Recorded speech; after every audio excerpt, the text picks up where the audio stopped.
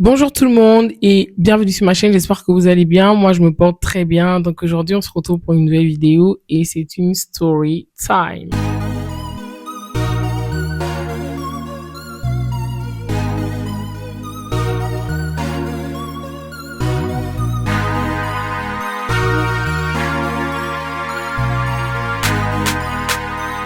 Avant de commencer, la story time, elle ne me concerne pas. Je n'ai pas, ce n'est pas ma story time. Jusque là, j'ai fait des story time et ça me concernait. Mais je pense que souvent, je vais faire des story time et souvent, elles ne me concerneront pas. Comme celle-là. En tout cas, ce n'est pas ma story time, c'est la story time de quelqu'un que je connais très bien. Comme j'ai un peu vécu l'histoire et tout, et puis elle m'a autorisé à faire une story. Donc, why not? Du coup, aujourd'hui, je vais un peu vous raconter elle, euh, comment elle s'est fait, parce que son mec l'a quitté pour son ex, et son ex qui était quoi, enceinte d'un autre gars. Et le gars a refusé la grossesse. Et du coup, lui, ce qu'il a fait, c'est qu'il quitte sa meuf pour se remettre avec son ex malgré qu'elle soit enceinte et que euh, euh, il assume clairement. Il assume clairement l'enfant, la paternité, tout ça, tout ça. Bon, on va commencer depuis le début. Je vais parler, je vais mettre dans sa peau, pour que ça soit bien explicite, pour que ça soit bien compris en fait. Donc, du coup, je suis en classe de première. Je vis avec ma tante et tout. Comme on dit au Gabon, enfant de la barrière et tout. Pas tranquille en fait, pas une fille agitée, pas une adolescence like t'as envie de faire la fête, t'as envie de boire, t'as envie de tout faire et tout. Pas du tout. Genre, je suis vraiment une fille tranquille. Moi, c'est école maison et tout et tout. Donc voilà, en classe de première, j'arrive à l'école et tout. Je vois, un gars. On se croisait tout le temps, on se croisait souvent et tout. Il appréciait toujours mon parfum et moi j'appréciais toujours son parfum et tout. On se taquinait à chaque fois, on se taquinait à chaque fois et tout. Enfin, vous connaissez comment les relations commencent et tout et tout. Maintenant, un jour, il décide genre de m'accompagner à la maison. Il décide de me raccompagner à la maison et tout et tout. Vous connaissez après les cours et tout et tout. Donc quand on arrive à la maison et tout, il me fait un bisou. Voilà, tac tac tac. Donc on se met en couple et tout et tout. Euh, Quand on se met en couple, oui, on se met en couple, même pas genre au début de la relation. Il y a quelqu'un qui vient me voir à l'école et me dire que non, tu peux pas sortir avec lui et tout et tout. Je me dis que pourquoi en fait, pourquoi je peux pas sortir avec lui? Non, mais il sort avec X, il sort avec Y, il sort avec un peu. En fait, elle me décrit en fait, elle me parle en fait des 5 filles dans le lycée en fait avec qui il sort et tout et tout. Donc moi j'essaie d'abord de zapper, mais genre ça me turlupine et tout, ça joue dans ma tête, ça joue dans ma tête tout le temps. Et du coup je me dis que je vais d'abord aller demander aux filles et tout si c'est vrai que ils sortent ensemble et tout. Donc je vais demander à la première. Du coup je vais demander et tout. La meuf me dit que oui ils sont ensemble et tout. La première en fait, elle me dit oui ils sont ensemble. J'ai demandé aussi, je suis allée lui dire et tout. Il me dit non, moi c'est bad en fait. Il n'est pas avec ces gens. Enfin il m'a dit qu'il n'est pas avec ces gens. Moi j'ai zappé en fait. J'étais déjà dans la relation. Je me suis dit que bon voilà quoi. Je zappe.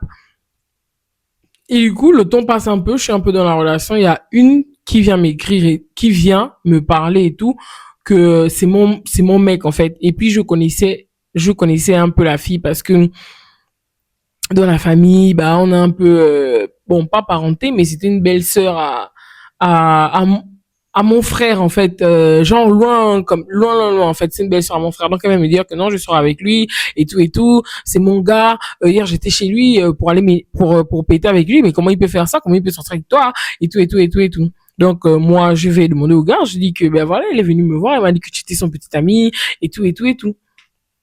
Il a nié clairement. Il a nié clairement que il ne la connaissait, qu'ils étaient pas ensemble. Il y a rien entre eux en fait, genre que vraiment que c'est mort en fait, ils sont pas ensemble et tout. Du coup, moi je crois le gars vu qu'il a vraiment nié et tout, faire que voilà, pour moi il veut vraiment la relation avec moi. Donc je me dis que j'ai zappé en fait. Donc le temps ne faisait que passer, passer, passer. Entre temps, on passe en terminale. Hein. Après, bah, on passe en terminale et tout, on est dans la relation, il y a toujours les hicks à chaque fois, mais je suis toujours là, je pardonne toujours et tout. Donc, on est là, on est en terminale dans la relation, je passais des moments assez difficiles. Je voulais partir de chez ma tante et tout. Parce que là-bas c'était grave, hein. Elle me faisait, enfin c'était invivable. J'arrivais pas à bien vivre en fait. C'était, enfin, elle me maltraitait un peu. Je vais dire ça comme ça. Donc du coup il savait. Mais à ce moment-là en terminale là, il était là en fait. Il était là pour moi. Souvent il me donnait l'argent de taxi pour aller à l'école. Souvent il m'achetait des petits trucs. Il était là pour moi pendant que je passais le bac et que, enfin, c'était difficile en fait. Donc voilà, bim bam boum, on gagne le bac et tout. Nous deux, ma sœur qui est en France, elle me dit bah tu fais les papiers. Elle veut me faire les papiers en fait. Clairement, elle veut me faire les papiers pour que j'aille continuer les études en France et tout. Mais moi je voulais pas. Moi je l'embrouille, je tourne, je monte, je descends parce que je voulais aller dans la même école que le gars. Je voulais aller dans le même pays. Je voulais enfin je voulais que voilà on parte ensemble où il allait partir et tout et tout. Donc les papiers ont traîné, je n'ai pas pu faire les papiers de la France et tout. Et du coup, je me suis retrouvée dans une année blanche et c'était compliqué. Et déjà, je suis partie de chez ma tante, donc je suis allée chez ma sœur parce que chez ma tante c'était invivable et chez ma sœur, bah elle avait pas d'emploi, donc elle se démerdait. Donc c'était franchement difficile et tout. Mais le gars, lui, il a fait ses papiers et tout pour aller au Maroc. Lui, il part au Maroc. Donc ça me rendait un peu triste, mais moi ce que je voulais c'était partir au Maroc, mais je savais déjà que bon là j'allais faire une année blanche en fait parce que j'ai pas fait les papiers pour partir telle place, et à ce moment-là ça c'était devenu chaud, c'était vraiment devenu chaud et tout pour moi, pour ma sœur et tout, donc j'ai pas pu partir. Donc quand il m'a dit qu'il devait partir au Maroc, j'étais triste en fait, j'étais triste. Vous imaginez que je devais partir en France, j'ai pas pu partir parce que je voulais rester avec le gars et surtout partir dans le même pays que lui. Imaginez un peu, mais lui du coup il s'en va. Quand il s'en va, il invite tous ses amis, déjà qu'on avait les amis en commun, il invite tous ses amis et nos amis en commun, il les invite à l'aéroport, mais moi rien. Moi il ne m'a pas dit qu'il partait le jour et tout pour que je vienne à l'aéroport. Je sais pas s'il avait honte de moi ou je ne sais vraiment pas s'il avait honte de moi. Mais c'est comme s'il avait vraiment honte de moi. Parce que je suis restée à la maison, je suis restée là à pleurer et tout. Ma soeur, elle me disait que c'est pas grave, c'est comme ça et tout. Faut te relever. Ne pleure pas. Ça va aller. En tout cas, elle essayait de me consoler comme elle pouvait et tout. Mais je réalisais pas en fait que ouais, je suis restée, je suis pas en France. Là, je reste dans une galère totale et tout. Et toi, tu pars, tu ne me dis même, genre, tu vas pas à l'aéroport. Il était avec ses potes, en fait. Il était avec ses amis. Et le pire, c'est qu'on avait plusieurs amis en commun. Donc, je vous laisse pas imaginer comment c'était vraiment humiliant et comment c'était difficile pour moi. J'ai beaucoup pleuré. Je passais mon temps à pleurer. Heureusement, ma soeur était là pour m'aider et euh, pour me consoler en fait que les choses allaient aller pour le mieux et tout. Donc voilà, bim bam boum, il voyage, il part, mais je suis toujours avec lui. Mais quand il part, on se parle, mais à peine parce qu'il devient méchant avec moi. Il ne m'écrit plus. Il ne m'écrit plus. Quand on se parle, il me parle mal. C'est quand j'explique voilà mes problèmes un peu, que j'ai besoin par exemple de ça parce que c'était un peu chaud, il me disait que oui, toi tu demandes déjà trop l'argent, machin. En fait, il me faisait beaucoup souffrir. En fait, je passais mon temps à pleurer, mais pourquoi il a changé, en fait? Pourquoi il est devenu comme ça avec moi? Je ne comprends pas. On était bien et tout. Déjà, là, avant de partir, je sais pas ce qui s'est passé, comment il a commencé à se comporter et tout et tout. Et je ne comprenais pas. Donc, je me dis que bon, c'est pas grave, en fait. Tu vois, je suis amoureuse, j'ai pas envie de, j'ai pas envie de m'affoler, j'ai pas envie voilà, je suis amoureuse, j'ai mes problèmes, je suis dans une galère totale, donc je suis là parce que mon repère d'abord c'est le gars. Et tellement il était là en terminale quand les moments étaient tellement difficiles, tellement il était là. Pour moi c'était genre, vous voyez un peu, c'était genre l'amour en fait, c'était genre l'amour de ma vie. Et si c'est pas peut-être des trucs, c'est peut-être que oui, ce sont des malentendus, mais ça va aller en fait. Donc du coup, moi je suis là, je me dis que bah ça va, je me dis que c'est pas grave en fait. Donc tout le temps, j'insiste toujours, je l'écris et tout. Mais il y a un jour, son ex vient m'écrire. Il a une ex là qui me persécutait avec parce que là, ça c'est son ex. Quand on dit son ex préféré, son ex préféré, c'est-à-dire que il peut faire genre qu'il est passé à autre chose, mais ça reste son ex préféré en fait. Donc Un jour, elle m'écrit. Non, avant qu'elle ne m'écrive, d'abord, il m'écrit.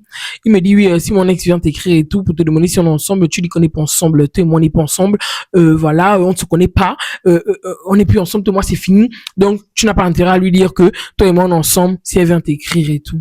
Je comprends pas le délire, en fait. Je comprends pas le délire parce que, mais à quelle heure, frère, à quelle heure tu me fais une dinguerie pareille? À quel moment, toi et moi, c'est fini? À quel moment, qu'est-ce qui se passe, en fait?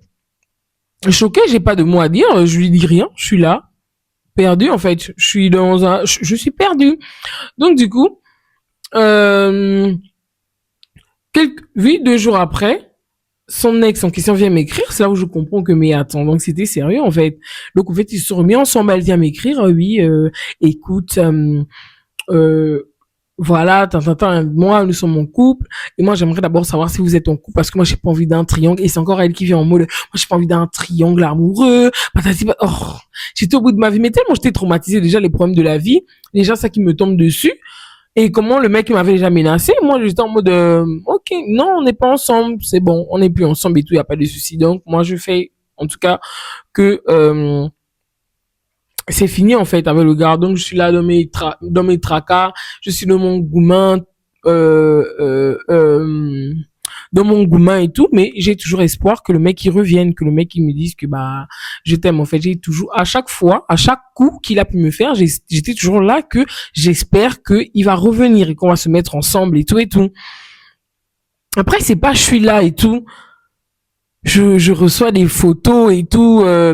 Le mec avec la meuf, ils ont un compte commun. Ils ont fait un compte Instagram ensemble. Ils mettent des photos ensemble. Elle est enceinte un peu. Le pire, c'est même qu'elle était enceinte. Je comprends pas. Non, mais les hommes vraiment, je comprends pas.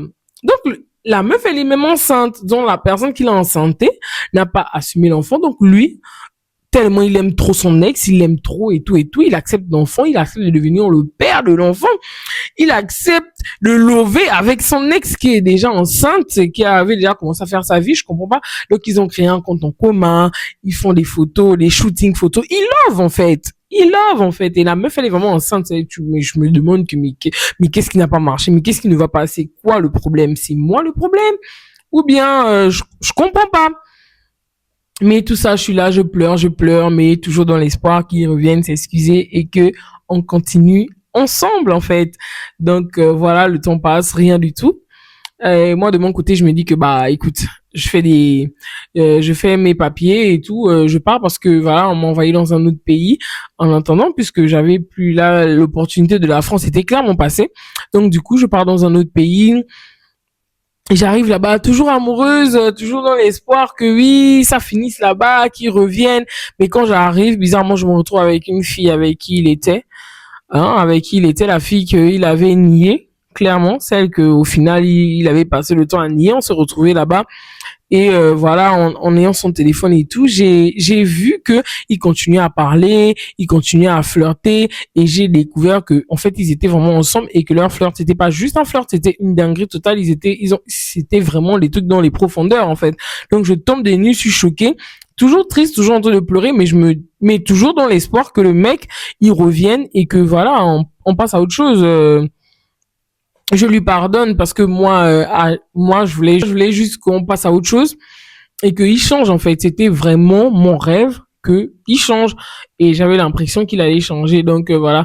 Comment vous dire que si je commence à dire à jouer le jeu, j'ai perdu ma dignité quand franchement vous n'allez pas vous allez me jeter vous allez me jeter les pierres. Bon, je répète encore, je suis déjà à la fin de la story time que cette story time n'est pas la mienne.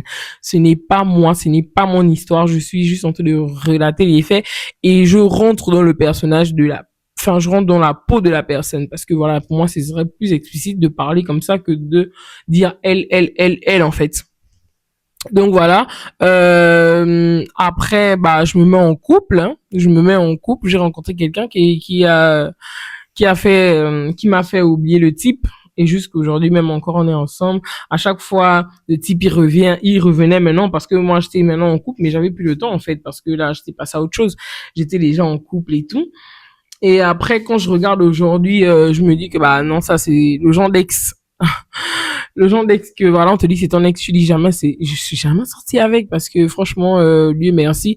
Vraiment, quand Dieu veut t'enlever de quelque part, mais toi, tu ne veux pas parce que tu penses avec les organes, franchement, c'est, voilà. Mais aujourd'hui, bah, tout se passe bien, je passe à autre chose. Il n'est plus, breaking news, il n'a pas continué, il n'a pas été avec son ex préféré en question, donc vraiment perte de temps. Il a perdu une pépite pour n'importe quoi, donc voilà quoi. Du coup, c'est la fin de la story time. Merci les gars d'avoir regardé la vidéo. Je vous fais plein de bisous et on se dit à la prochaine vidéo.